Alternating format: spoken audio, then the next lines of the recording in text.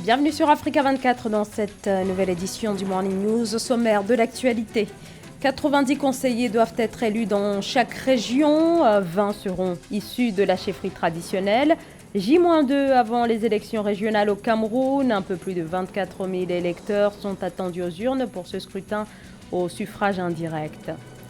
Des multinationales qui trahissent leurs engagements. Gros plan à suivre sur le différend qui oppose le Ghana et la Côte d'Ivoire à Hershey et Mars. Les deux pays ouest-africains reprochent à ces grandes compagnies chocolatières américaines de ne pas payer le différentiel de revenus décents. Le verdict est désormais sans appel. Shell, la compagnie pétrolière anglo-néerlandaise, devra dédommager la communauté Ejama et Boubou du sud du Nigeria à hauteur de 467 millions de dollars. La Cour suprême nigériane a confirmé la condamnation décidée en 2010 par la Haute Cour de justice de l'État de Rivers.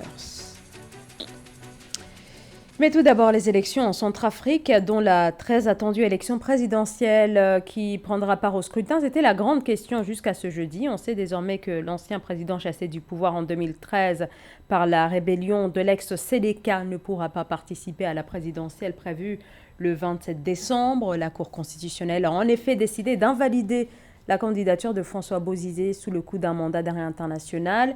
4 autres candidatures ont également été rejetées. Jean-Michel Madamba, Bertrand Balikemba, Freddy Michael Guélé Gongassoua et Armel Sayo en raison d'accusations de corruption et d'appartenance à des groupes armés. Il reste donc 18 candidats en lice, dont le président sortant Faustin Archange Touadéra. On compte également Anissé Georges Dolo-Guélé, Martin Ziguélé ou encore l'ancien président Ange-Félix Patassé pour un scrutin qui s'annonce à haut risque. Le prix Goncourt des lycéens 2020 remis à Djaïli Amadou Amal pour son roman Les Impatientes, publié aux éditions Emmanuel Colas.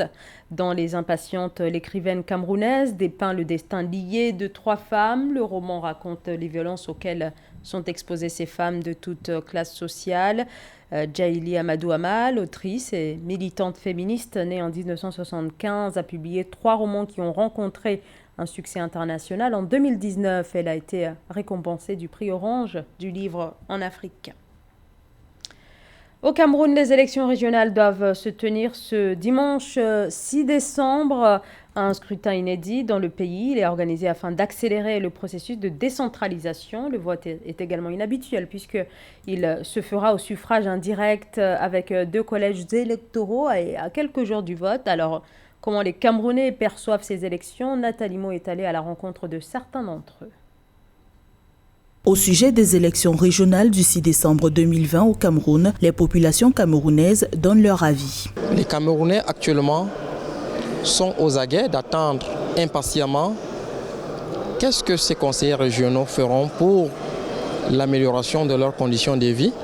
C'est les mêmes qui seront à la tête du régime, le même parti. Ils se sont arrangés à ce que les autres grands partis ne prennent pas part à cette élection. Ils excluent par l'intimidation, par les emprisonnements. Donc les mêmes gens qui ont fait les mêmes causes produisant les mêmes effets, je ne m'attends absolument à rien de cette élection. Si les points de vue des citoyens divergent au sujet du rôle des futurs conseils régionaux, il demeure que ces institutions vont présider à la gestion des régions dans tous les aspects du développement de ces entités administratives. Ils vont pour certains Camerounais permettre une gouvernance de proximité au sein des régions. Quand l'État va déléguer les capacités aux régions, c'est ces personnes qui seront investies pour voir comment rationaliser le capital investi dans la région. C'est une espèce d'assemblée nationale régie au niveau de la région. Donc cette structure aura une importance capitale dans la gestion de la région. Ça apporte une plateforme d'échange. Et naturellement, sur le plan politique, c'est une institution qui vient redonner confiance à la démocratie camerounaise. L'institution des conseils régionaux est prévue dans la Constitution de 1996 au Cameroun. C'est la dernière étape de la mise en œuvre de la décentralisation dans le pays. Les élections de ce 6 décembre 2020 se feront au suffrage indirect pour la désignation de 900 conseillers représentant chacune des 10 régions du pays. Dans l'actualité également, le lancement ce mardi à Madagascar de la campagne portant sur la révision annuelle de la liste électorale. Le coup d'envoi a été donné à Fianarantsoa par les membres de la CENI. La campagne doit prendre fin le 15 mai 2021.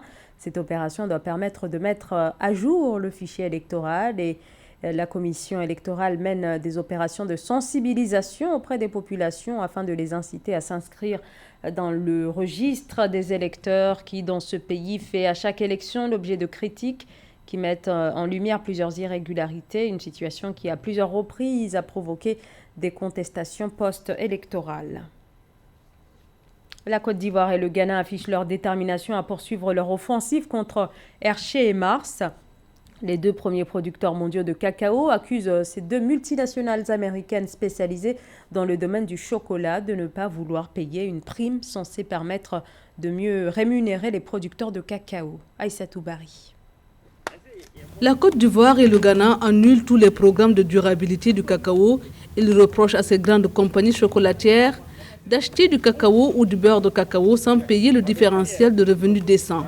La prime de $400 devrait être appliquée au compte de la campagne 2020-2021 qui a débuté depuis le 1er octobre 2020. L'achat par Hershey d'importantes quantités de cacao sur le marché boursier américain indique clairement son intention d'éviter de payer le différentiel de revenus décent. Le CCC et le Cocoa Board n'ont pas en conséquence d'autre choix que de suspendre tous les programmes de certification de Hershey en Côte d'Ivoire et au Ghana. Au lieu de passer par les canaux habituels pour leur approvisionnement, Hershey et Mars se sont adressés aux entrepôts certifiés à terme. La compagnie a pris livraison de pas moins de 30 000 tonnes de fèves des entrepôts de la bourse de New York, ce qui leur a permis d'éviter de payer le différentiel de revenus décents imposé par le Ghana et la Côte d'Ivoire.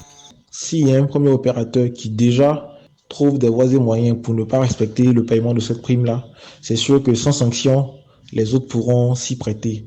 Alors, la décision des autorités ivoiriennes et ghanéennes est simplement justifiée. Il peut y avoir un risque où certains opérateurs qui voudraient faire comme Mars ou RC vont peut-être chercher à aller voir sur d'autres marchés. Mais après, la qualité du cacao de la Côte d'Ivoire et du Ghana fera que ces opérateurs-là seront par la suite obligés de revenir encore vers ces pays-là.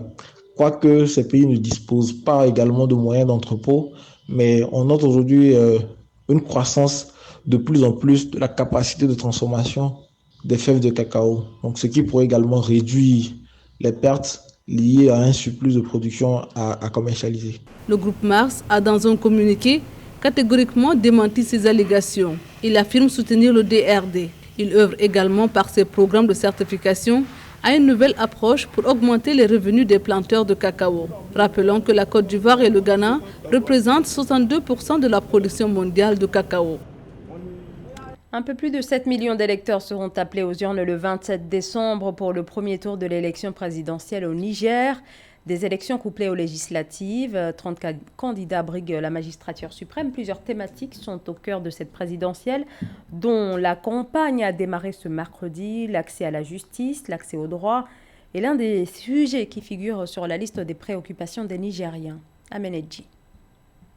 Souvent pointé du doigt pour sa faible indépendance, son absence d'impartialité et son éloignement de la population, l'accès à la justice au Niger est en constante progression depuis 2011. Le pays compte promouvoir un état de droit et améliorer le climat juridique et judiciaire en initiant un vaste programme de réformes entrepris par le pouvoir public nigérien. Comment aujourd'hui renouer une vraie confiance entre la justice et les justiciables? Pour moi, la première piste de solution est de mettre fin à la corruption. Aujourd'hui, le petit peuple se méfie de la justice parce qu'il sait que quelque part, il y a une justice du riche. Il sait que la personne qui a plus de moyens, il sait que l'autre qui a plus de relations aura plus de chances, même quand il est en tort, de pouvoir avoir la justice de son côté. Le Niger va vers l'avènement de l'inspection générale des services judiciaires et pénitentiaires pour les litiges commerciaux.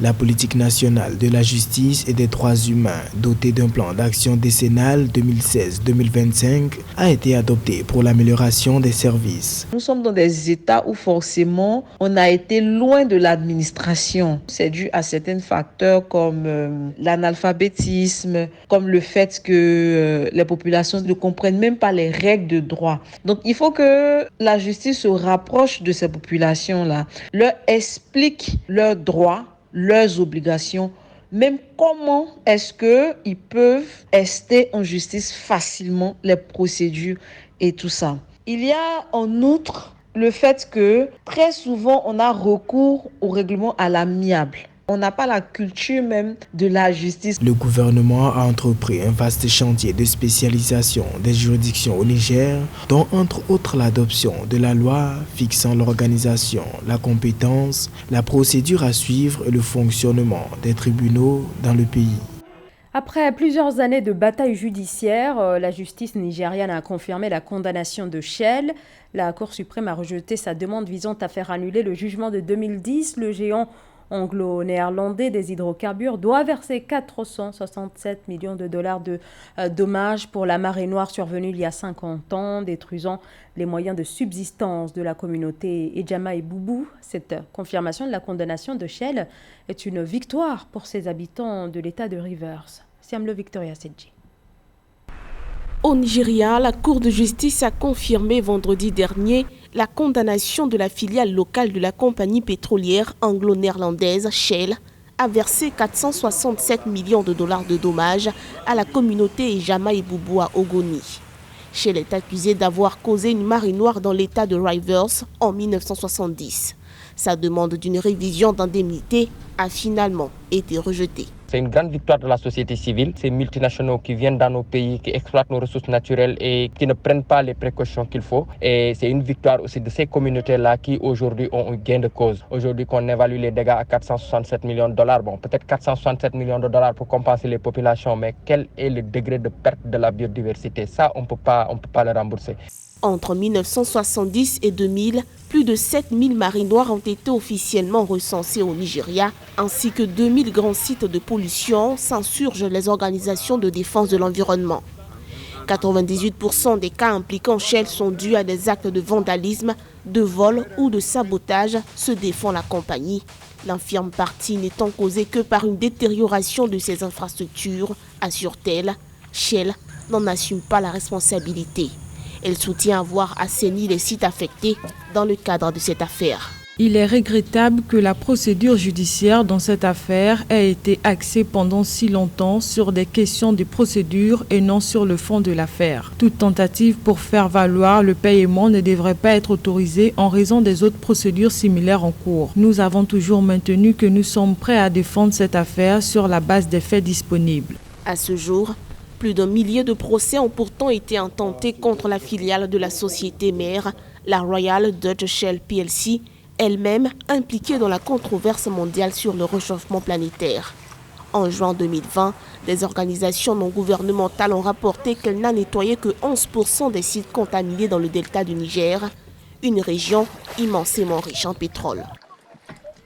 Les enfants séropositifs au VIH issus des pays en voie de développement vont pouvoir bénéficier d'un traitement mieux adapté, mais aussi 4 fois moins cher.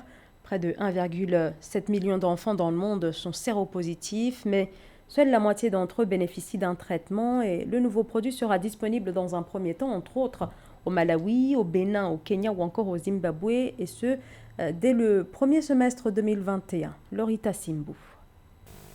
Un accord conclu entre l'ONU-SIDA, la Clinton Health Access Initiative et les fabricants de génériques Viatri et Mike Lewards va permettre aux enfants séropositifs du Bénin, du Kenya, du Malawi, du Nigeria, de l'Ouganda et du Zimbabwe de disposer d'un traitement plus adapté et surtout 4 fois moins cher. C'est l'annonce faite par Hervé Véroussel, porte-parole d'United, une organisation internationale d'achat de médicaments.